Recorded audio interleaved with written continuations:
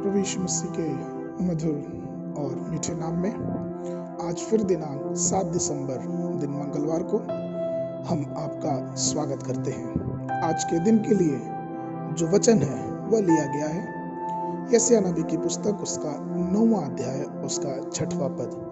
वचन इस प्रकार से कहता है, हमें एक पुत्र दिया गया है और प्रभुता उसके कांधे पर होगी।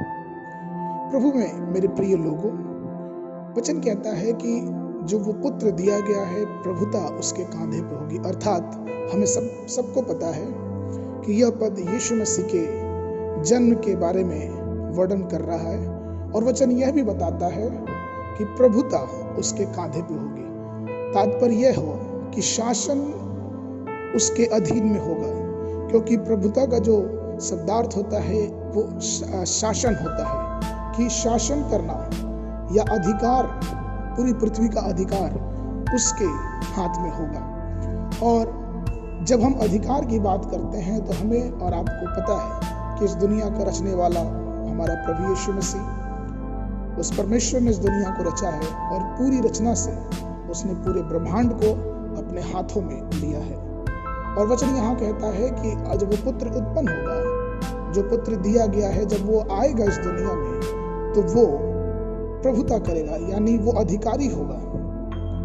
प्रभु मेरे प्रिय लोगों, आज इस प्रभुता के ऊपर मैं आपका ध्यान लेके जाना चाहूंगा। प्रभुता इस बात को दर्शाती है कि हम जिस देश में रहते हैं, अगर हम जिस देश के नागरिक हैं और उस देश में अगर हम रह रहे हैं तो उस देश के हमें कानून व्यवस्था का पालन करना है। उस देश के जो नियम कायदे कानून है उसके अधीन हमको रहना है। और जब तक हम उसके अधीन रहेंगे तब तक हमारा जो जीवन है वो बहुत सही तरीके से चलता रहेगा।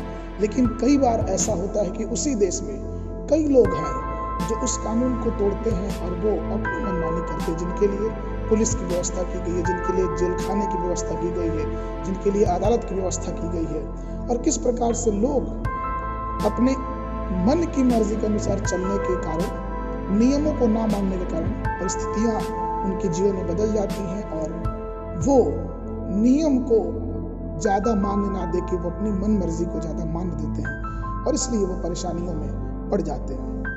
प्रभु में मेरे प्रिय लोगों, वैसे ही जब प्रभु यीशु मसीह के हाथ में इस दुनिया की प्रभुता दी गई है, जब इसका अधिकार उसके हाथ में है, तो हम जिन्होंने यीशु मसीह को अपना उद्धारकर्ता ग्रहण किया है, अगर हमें चाहिए कि वो हमारा जीवन का अधिकारी बने, वो हमारे जीवन पे प्रभुता करे, उसके हाथों में हमारा जीवन हो, क्योंकि हम आने वाले दिनों में जब इस दुनिया से जाएंगे तो हम स्वर्गीय नागरिक के रूप में जाने जाएंगे।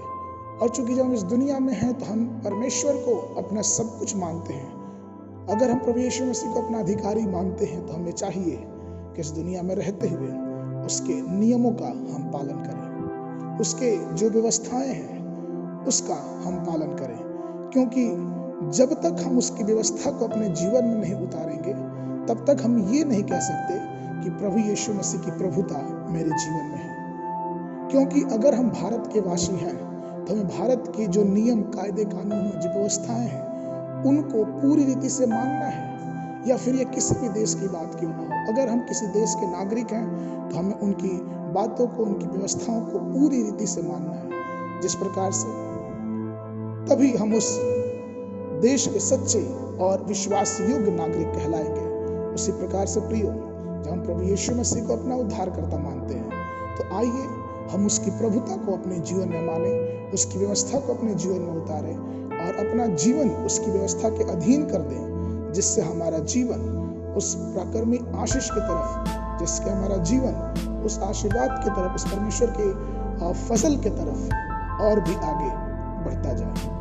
आज के मनन के लिए जो पद है वो लिया गया है यशायाह नबी की पुस्तक उसका 9वां अध्याय 6 और 7 पद। क्योंकि हमारे लिए एक बालक उत्पन्न हुआ, हमें एक पुत्र दिया गया है और प्रभुता उसके कांधे पर होगी और उसका नाम अद्भुत, युक्ति करने वाला, पराक्रमी परमेश्वर, अनंत काल का पिता और शांति का राजकुमार रखा जाएगा। उसकी प्रभुता सर्वदा बढ़ती रहेगी और उसकी शांति का अंत ना होगा। इसलिए वे उसको दाऊद की राजगद्दी पर इस समय से लेकर सर्वदा तक न्याय के लिए और धर्म के द्वारा स्थिर किए और संभाले रहेंगे।